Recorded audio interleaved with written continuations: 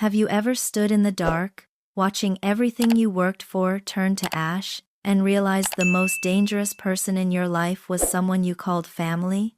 Have you ever looked at the flames and understood, with absolute clarity, that this was never an accident? My name is Avery Callahan. I'm 33 years old, and this is the night I stopped being a daughter and started being a survivor. I grew up in Savannah, Georgia, in one of those old money families, where appearances meant everything and the truth meant nothing. The Callahans were known across the historic district, respected, admired, untouchable.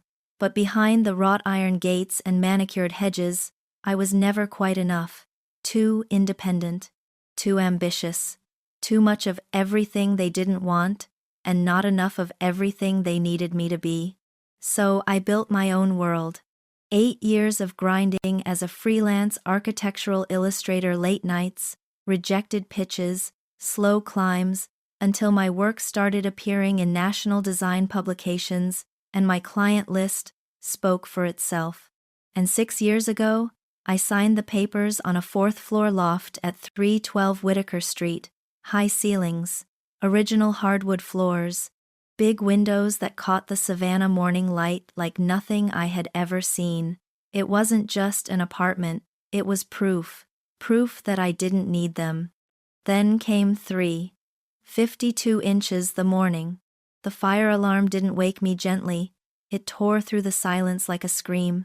I grabbed my jacket and my phone and ran barefoot down 3 flights of stairs, not fully understanding what was happening, until I hit the cold cobblestone pavement and turned around. The entire upper facade of my building was swallowed in orange and red. The historic timber framing, the same wood that had survived 140 years of Georgia summers, was cracking and collapsing like it was nothing. The heat pressed against my face from half a block away. The smell of burning wood and melting wiring clawed its way into my lungs and stayed there. I didn't cry. I remember that clearly. My hands were shaking, but my mind went somewhere cold and quiet, like a spreadsheet opening in the middle of a storm. I didn't know it yet. But I already had everything I needed to burn them back. While the fire trucks were still pouring water onto the wreckage of my life, I did what any person does. In a crisis, I reached for my phone and called the only people who were supposed to be my emergency contact. I called my mother first. It rang 4 times and went to voicemail. I stood there on that cold cobblestone street, wrapped in a stranger's borrowed jacket, the smoke still burning in my throat, and I called again. Nothing. So I dialed my father, Richard. He picked up on the 3rd ring, and his voice wasn't the voice of a man whose daughter had just escaped a burning building. It was the sharp, clipped tone he used when a contractor missed a deadline. "Dad, my home is gone. I'm standing in the street with nothing. The whole loft, it's gone." There was a silence on the line that felt like concrete setting around my chest. Then he spoke. "Avery, that is not our problem. You were always careless with things you didn't deserve to have." And then the line went dead, just like that. I stood there holding the phone against my ear, listening to nothing, the dial tone sounding exactly like a door being slammed in my face. I called Diana back 5 minutes later. She answered this time and actually laughed, soft and dismissive, before telling me their guest room was being renovated, and there was simply no space. I knew it was a lie. I had been in that house 3 weeks earlier. The guest room was perfectly fine. The truth was simpler and colder than any lie. Their social calendar didn't have room for a barefoot tragedy standing in the street. I found a 24-hour diner 2 blocks away and sat in the corner booth farthest from the door. The air smelled like stale coffee and old grease. The fluorescent lights buzzed overhead in that particular blue-white that makes everything look clinical and exposed. I opened my laptop and pulled up 6 years of bank transfers, and I made myself look at every single number. $195,000, delinquent property taxes on the Callahan estate, emergency repair invoices, landscaping bills, structural assessments. Richard would walk through those three-generation halls pointing at crown molding and talking about legacy, while the money keeping those walls standing was quietly draining from my account every single month. I wasn't their daughter. I was the silent CFO of a failing business called the Callahan name. And then I thought about 4 weeks earlier. Richard had shown up at my loft unannounced, sitting at my drafting table like he owned it, telling me he needed $15,000 for what he called an urgent landscaping situation at the estate. For the first time in 33 years, I looked him directly in the eye and I said, "No, I'm done." The room went completely still. He stood up slowly, smoothed the lapels of his expensive wool coat, and looked at me the way a property owner looks at a wall that just developed an inconvenient crack. "If you can't appreciate what this family has given you," he said quietly, "don't be surprised when this family stops protecting you." He walked out without another word. I understood now, sitting in that diner at 4 in the morning, exactly what he had meant. He couldn't have my savings. So he decided I wouldn't have anything at all. At 4:13 inches the morning, I didn't send a cry for help. I sent Detective Marcus Webb a forensic blueprint. I had sent the report to Detective Webb and closed my laptop, and I thought the worst of that night was behind me, but Diana Callahan had other plans. She showed up at my friend's apartment the following afternoon, and the moment I opened the door, I knew exactly what kind of visit this was. She wasn't carrying a bag of my old clothes. She wasn't holding a home-cooked meal. She walked in wearing a cream cashmere coat, trailing a cloud of expensive perfume, carrying a single manila folder pressed against her chest like a business proposal. She set it on the coffee table without even asking if she could sit down. "All you need to do is sign this," she said, sliding the document toward me.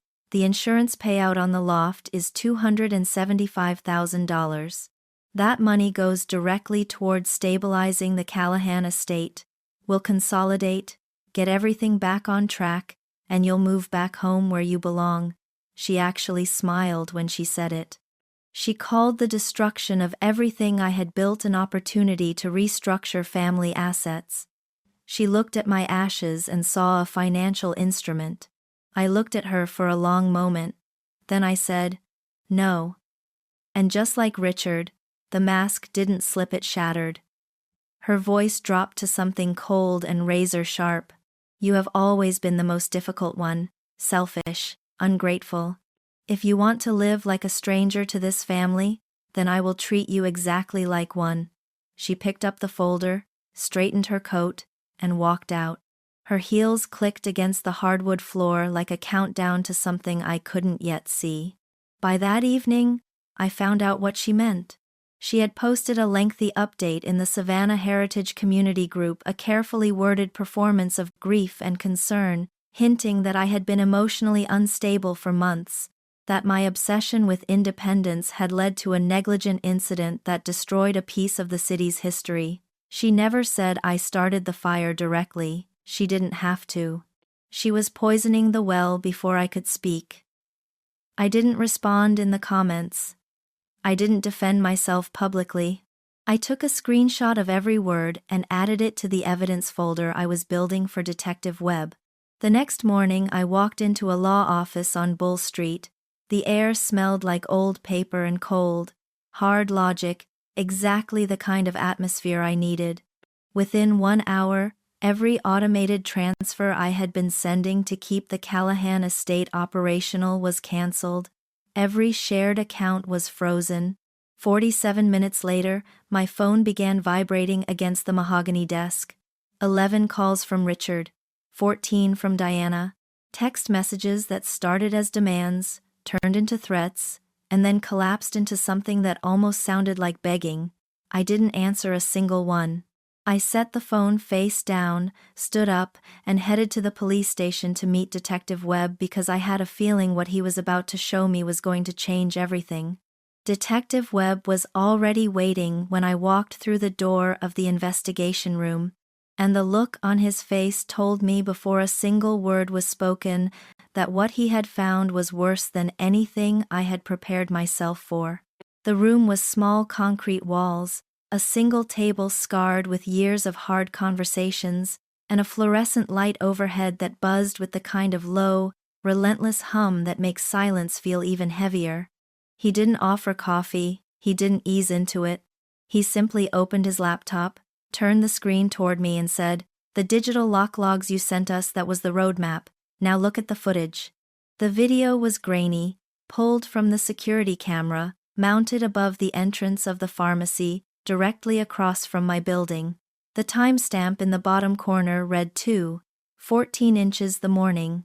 A figure in a dark hooded windbreaker moved through the frame and approached the entrance of my loft.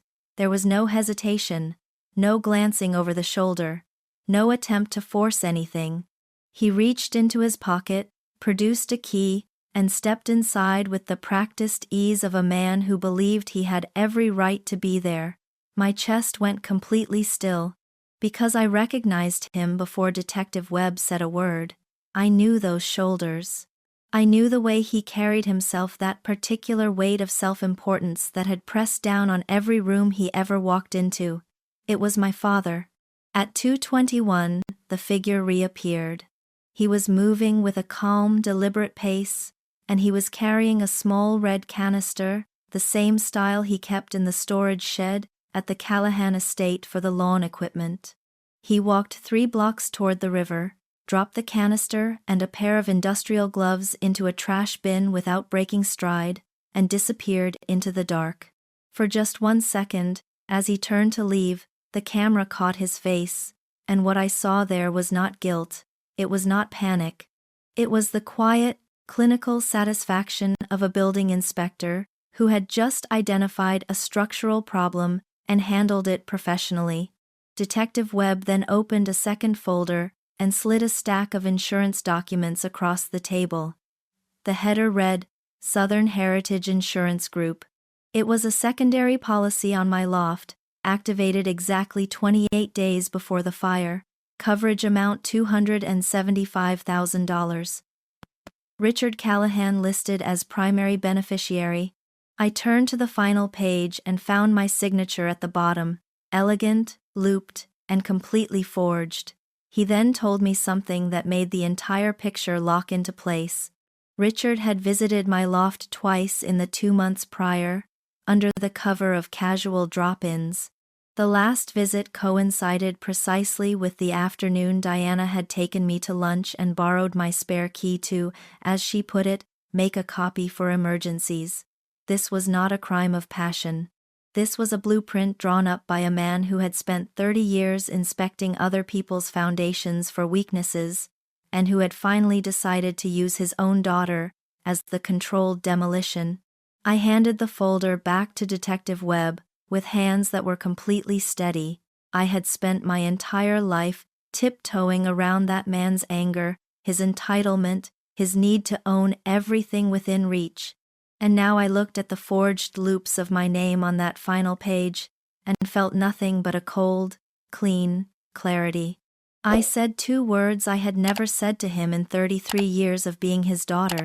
Charge him.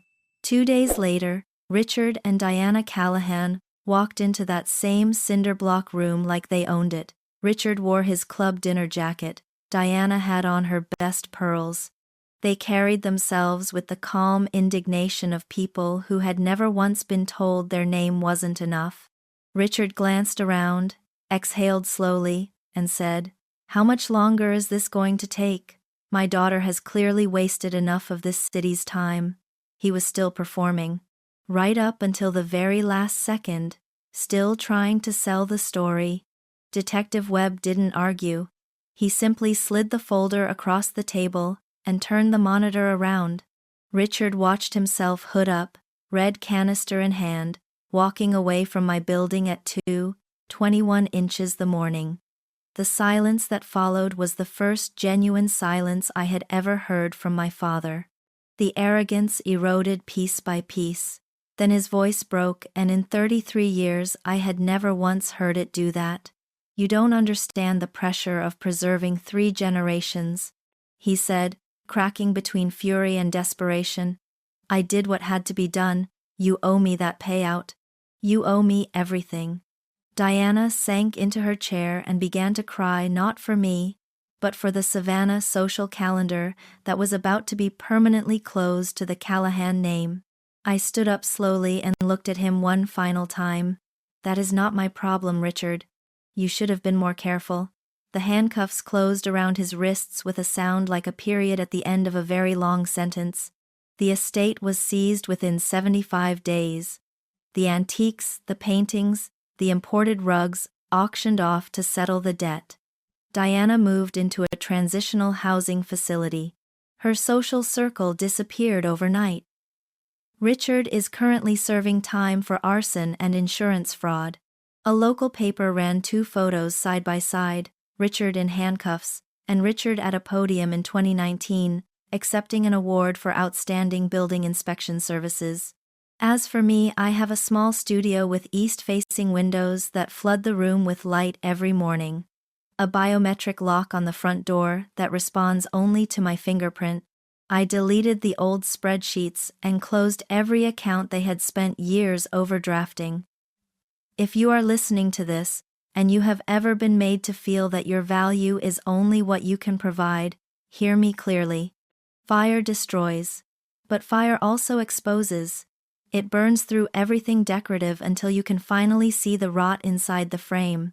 You are the architect of your own future. Sometimes the old house has to burn all the way down before you can build something that is truly, permanently yours.